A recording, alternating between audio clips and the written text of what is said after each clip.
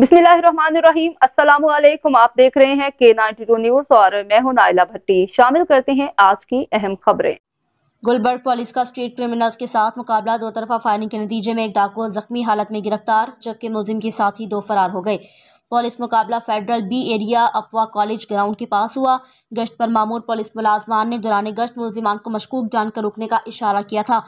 मुलजिमान ने रुकने की बजाय पुलिस को देखते ही पुलिस पर अंधाधुंध फायरिंग कर दी। पुलिस की जवाबी फायरिंग के बाद एक मुलजिम को जख्मी हालत में गिरफ्तार कर लिया, जबकि मुलजिम के मजीद दो साथी अंधेरे का फायदा उठाते हुए फरार हो गए।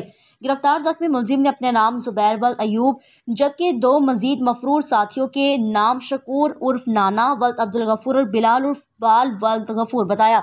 मुलजिम के कब्जे से एक अदद 30 बोर पिस्टल, लोड मैगजीन, बमा रोन्स, मोबाइल फोन बरामद हुआ। इब्तदाई इंटरोगेशन में मुलजिम ने मुतअद्दिद वारदातों का इतराफ़ किया, जबकि मुलजिम का साबका क्रिमिनल रिकॉर्ड भी चेक किया जा रहा है।